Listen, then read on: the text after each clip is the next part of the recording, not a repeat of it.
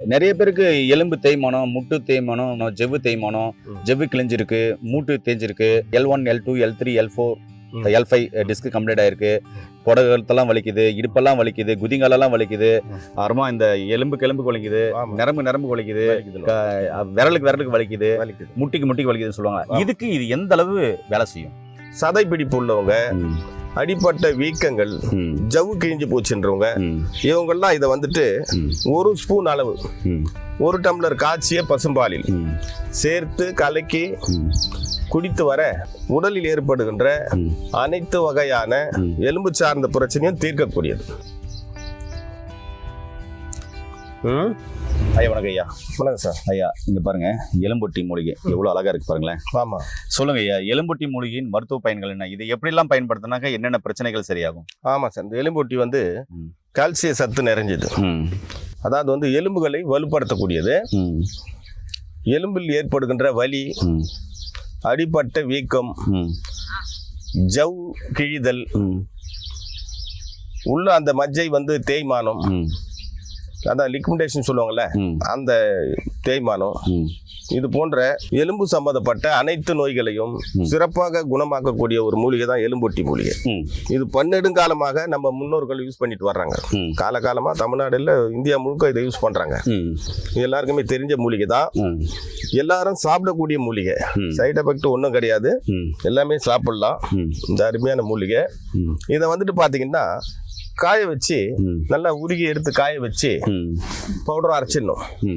Powder அரைச்சிட்டு இதை அரைக்கும் போது இதனுடன் வந்து இந்த இலை ஒரு 100 கிராம்னா ஒரு 50 கிராம் கல்கண்டு சேர்த்துக்கணும்.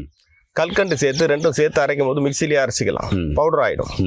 அந்த பவுடரை எடுத்து வச்சுக்கிட்டு எலும்பு முறிவு ஏற்பட்டவங்க, எலும்பு வலி உள்ளவங்க, சதை பிடிப்பு உள்ளவங்க, அடிப்பட்ட வீக்கங்கள், ஜவ்வு கிழிஞ்சு போச்சுன்றவங்க, இவங்கெல்லாம் இதை வந்துட்டு ஒரு ஸ்பூன் அளவு, ஒரு டம்ளர் காய்ச்சிய பசும்பாலில் சேர்த்து கலக்கி குடித்து வர தொடர்ந்து 1 மாசம் கூட சாப்பிடலாம். அவங்களுக்கு எந்த அளவுக்கு அந்த வலி வீக்கம் இருக்குதோ அந்த அளவுக்கு தொடர்ந்து சாப்பிட்டு கொண்டு வரும்பொழுது உடலில் ஏற்படுகின்ற அனைத்து வகையான எலும்பு சார்ந்த பிரச்சனையும் தீர்க்கக்கூடியது.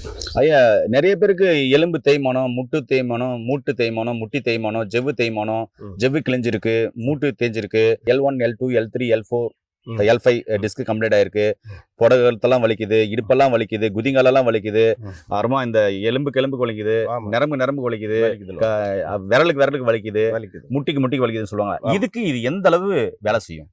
நிச்சயமா இதுக்கு நல்ல சிறந்த வேலை செய்யும். அதாவது வந்து முன்னாடி சொன்ன மாதிரியே இதை ஒரு 100 கிராம் பவுடர் ரெடி பண்ணிக்கிட்டு காய வச்சு எடுத்துக்கிட்டு ஒரு 50 கிராம் அளவு இதுல வந்து கல்கண்டு பொடி சேர்த்துக்கிட்டு இதை தொடர்ந்து பாலில் சாப்பிட்டு வர அவங்களுக்கு நீங்க சொன்ன மாதிரி கழுத்து வலி, கழுத்து தேய்மானம், L4, L5 எங்க வலி இருந்தாலும் சிறப்பா வேலை செய்யும். இதை வந்து இரவு சாயந்தூர வேலையில காய்ச்சிய பசும்பாலில ஒரு ஸ்பூன் போட்டு கலக்கி சாப்பிட்டுட்டு காலையில நேரத்துல வந்து அமுக்கரா சூர்ணம், நாட்டு மருந்து கடையில இந்த அமுக்கரா சூர்ணம் விற்கிது, அந்த அமுக்கரா சூர்ணத்தை அதே போல ஒரு ஸ்பூன் அளவு பசும்பாலில் காலையில சாப்பிட்டு வந்தாங்க. இப்படி இது இரவும் இது காலையில சாப்பிடும்போது கம்ப்ளீட்டா எல்லா விதமான வலியும் அவங்களுக்கு குறைஞ்சிரும். உடம்புல ஏற்படுகிற வலி வந்து எல்லா வலியும் குறைஞ்சிரும். அப்படி ஒரு சிறந்த மூலிகை.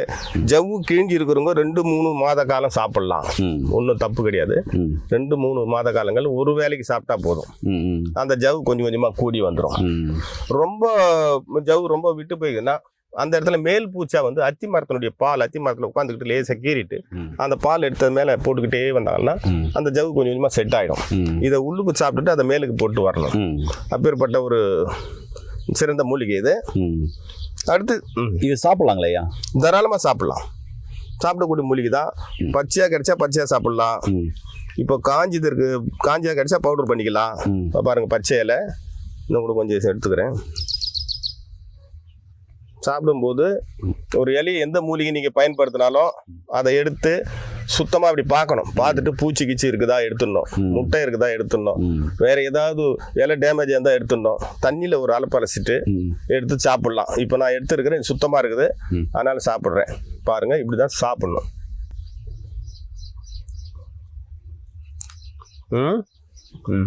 என்ன டேஸ்ட்ல இருக்குயா?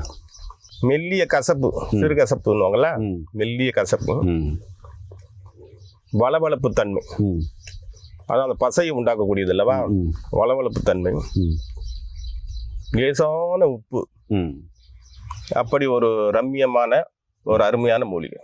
எல்லாரும் சாப்பிடக்கூடிய மூலிகை, ம். எந்த பயம் இல்லாத சாப்பிடக்கூடிய ஒரு மூலிகை. ம். நம் முன்னோர்கள் பயன்படுத்தி வந்த எலும்பொட்டி தழை. ஏன் நேர்களே, இன்னைக்கு எலும்பொட்டி மூலிகையின் மருத்துவ பயன்கள் பார்த்துருக்கீங்க.